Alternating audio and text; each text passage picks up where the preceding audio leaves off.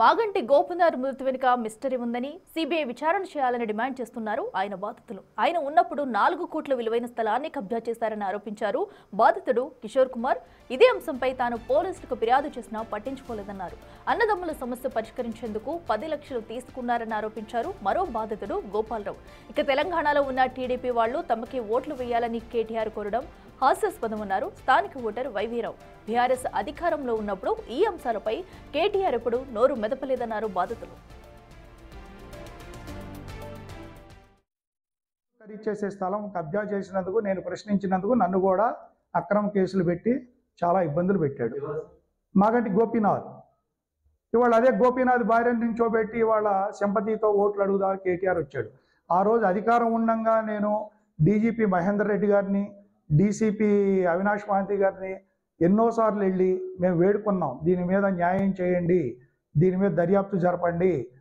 Fake documents అని మీ police వాళ్ళే నిర్ణయించారు కాబట్టి ల్యాబ్లో మరి ఎందుకు యాక్షన్ తీసుకోవట్లేదని కూడా మేము అడిగాం. ఆ రోజున ఏ రోజు స్పందించలా ఆయన.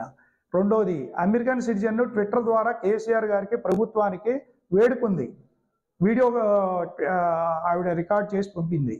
మరి ఆ రోజున మున్సిపల్ మంత్రిగా ఉండి ఏ రోజు కూడా స్పందించలా. ఆవిడ కూడా చాలా నష్టపోయారు. అమెరికన్ సిటిజన్ వాళ్ళ పిల్లలు 3 సిగ్నేచర్స్ ఆవిడది అందరిది ఫోర్జరీ చేశారు వీళ్ళు డాక్యుమెంట్లో. అది వెరీ క్లియర్గా ఫోరెన్సిక్ ల్యాబ్ రిపోర్ట్ ఇచ్చింది.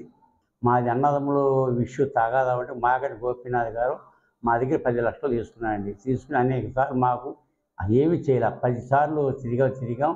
మాకు ఇప్పటిదా చెక్ ఇస్తాను, నోట్ ఇస్తాను, అది ఇస్తాను చెప్పుకుంటూ వచ్చాడు. చచ్చిపోయే ముందు కూడా 2 నెలల ముందు కూడా నేను ఆఫీస్కి వెళ్ళాను. ఆఫీస్కి నాకు చెక్ ఇస్తాడు. మేము అక్కడి నుంచి వచ్చి వెళ్ళేటప్పటికి మాకు ఆయన చెక్లు ఇవ్వలేదు, మాకు మనీ కూడా ఇవ్వలేదు. ఆ డబ్బులకి ఇప్పటికి మేము ఎకరం పొలం అమ్ముకోవడానికి సిద్ధంగా ఉన్నామని మాకు న్యాయం చేయవలసి మేము కోరుతున్నాం. మేము రైతులము. మొన్న ఎలక్షన్ ప్రచారంలో కేటీఆర్ గారు మాట్లాడుతూ తెలుగుదేశం పార్టీ అభిమానులు అందరూ కూడా జూబ్లీహిల్స్ నియోజకవర్గంలో టీఆర్ఎస్కి సపోర్ట్ చేయాలని చెప్పి అడగడం జరిగింది. ఆయన ఏ రకంగా జూబ్లీహిల్స్ నియోజకవర్గంలో టీఆర్ఎస్కి సపోర్ట్ చేయాలని చెప్పి అడుగుతాడు? చంద్రబాబు నాయుడు గారిని అరెస్ట్ చేసినప్పుడు హైదరాబాద్లో తెలుగుదేశం పార్టీ అభిమానులు కానీ, చంద్రబాబు నాయుడు గారి అభిమానులు కానీ, ఎన్టీఆర్ గారి అభిమానులు కానీ ఆందోళన చేయడానికి సిద్ధమైతే చంద్రబాబు ఆంధ్రాకి చెందినవాడు, ఆంధ్రాలో అరెస్ట్ చేస్తే ఇక్కడ ఆందోళన ఎందుకు చేస్తారు, పోయి రాజమండ్రిలోనో ఆంధ్రాలోనో ఆందోళన చేసుకోమన్నటువంటి వ్యక్తి కేటీఆర్ గారు. నేను తారక రామారావు గారి పేరు పెట్టుకున్నాను కాబట్టి మాకు రామారావు గారు అంటే అభిమానం, అది ఇది అని చెప్పి ఓట్లు అడగడానికి, వాళ్ళ పబ్బం గడుపుకోవడానికి రామారావు గారును చంద్రబాబు నాయుడు గారు తెలుగుదేశం పార్టీ అభిమానులు, పార్టీ కార్యకర్తలు గుర్తొచ్చారు ఆయనకి.